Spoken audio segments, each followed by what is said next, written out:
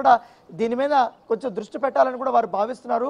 ఏదైతే drugs free సిటీగా హైదరాబాద్ని తీర్చిదిద్దాలి, తెలంగాణ రాష్ట్రాన్ని తీర్చిదిద్దాలనేసి కూడా ముఖ్యమంత్రి రేవంత్ రెడ్డి ఒక ఆశయంతో ముగ్గురు కమిషనర్స్ కూడా ప్రత్యేక బలగాలను కూడా ఇచ్చి ప్రత్యేక వాళ్ళకి సదుపాయాలను కల్పించిన తర్వాత దాడులు చేశారు. తర్వాత అనేక రకాల డ్రగ్స్ డిటెక్టివ్ టెస్టులు కూడా చేస్తున్న నేపథ్యంలో ఇంత పకడ్బందీగా ఉన్నప్పుడు ఈ సినిమా ఇండస్ట్రీ నుంచి తారలు ఇలా బయట పట్టుబడ్డం. ఎందుకంటే సినిమా ఇండస్ట్రీలో ఉన్నటువంటి హీరోలు కానీ నటీనటులు కానీ వాళ్ళందరూ కూడా ఎక్కువ మంది ఫాలో అవుతుంటారు ఫేస్బుక్లో కానీ సోషల్ మీడియా వేదికగా.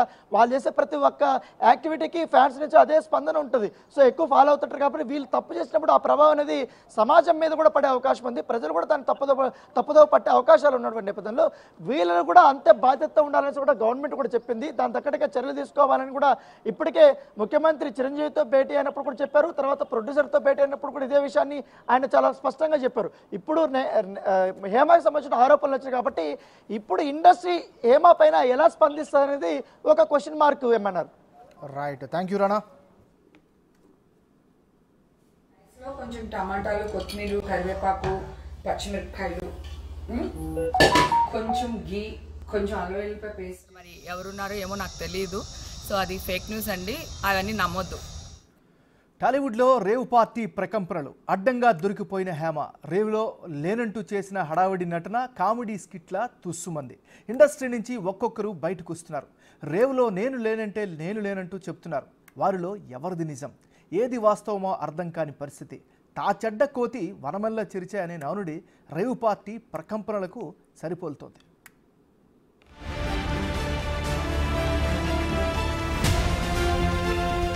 బెంగళూరు రేవ్ పార్టీ నిర్వహించారంటూ ఆరోపణలు ఎదుర్కొంటున్న లంకపల్లి వాసు పూర్వాపరాలను పోలీసులు బయటపెట్టారు. బెంగళూరు డ్రగ్స్ పార్టీ వెనుక విజయవాడ మూలాలున్నట్లు చెప్తున్నారు. బెంగళూరు రేవ్ పార్టీ నిర్వాహకుడు వాసుని విజయవాడ వ్యక్తిగా గుర్తించారు. క్రికెట్ బెట్టింగ్లోనూ వాసు ఆరితేరినట్లు తెలుస్తోంది. గతంలో విజయవాడ కేంద్రంగా పలు వివాదాల్లో అతను చిక్కుకున్నాడు. క్రికెట్ బుకీ వ్యవస్థను వాసు నడిపిస్తున్నాడు. బెంగళూరు కేంద్రంగా వాసు అండ్ టీం పనిచేస్తోంది. విజయవాడలో ఇటీవల ఖరీదైన స్థలాలను వాసు గ్యాంగ్ కొన్నట్లు సమాచారం.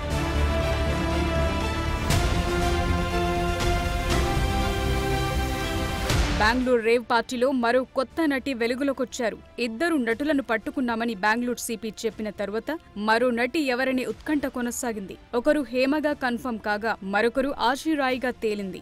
రేవ్ పార్టీ జరిగిన లొకేషన్ కు తాను వెళ్లానని ఆశి చెప్తున్నారు. అయితే బర్త్డే పార్టీ కోసమే తాను వెళ్లానని, ఎవరెవరు ఏం చేశారో తనకు తెలియదని ఆమె స్పష్టం చేశారు.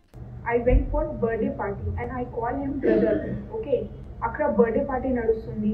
లోపల అందరు ఏం చేస్తున్నారు ఏంటి, I don't know anything. So please దయచేసి మీరు అందరూ నన్ను హెల్ప్ చేయండి. నేను ఒకటి ఆడపిల్ల అండి, ఇప్పుడే ఇండస్ట్రీకి వచ్చినానండి కష్టపడి. ప్లీజ్ హెల్ప్ చేయండి నాకు. బెంగళూరు రేవ్ పార్టీతో తనకు ఎటువంటి సంబంధం లేదని ప్రముఖ యాంకర్ వైసీపీ నేత శ్యామల చెప్పారు. తనపై అసత్య ప్రచారం చేస్తున్న వారిపై పోలీసులకు ఫిర్యాదు చేస్తానని తెలిపారు. రేవ్ పార్టీలో తాను ఉన్నట్టు దుష్ప్రచారం చేయటంపై తీవ్ర ఆగ్రహం వ్యక్తం చేశారు శ్యామల.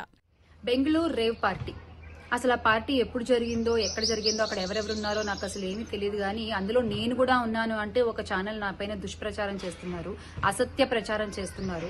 అంటే ఎంత దిగజారుడు రాజకీయాలు అంటే, ఒక పార్టీతో నేను అనుసంధానమై ఉన్నానన్న విషయం తెలిసి మా పార్టీ మీద, మా మీద బురద జల్లేటువంటి ప్రయత్నంలో భాగంగా వాళ్ళు చేసేటువంటి అసత్య ప్రచారాన్ని ఎంత మాత్రం ఊరుకునే పరిస్థితి లేదు.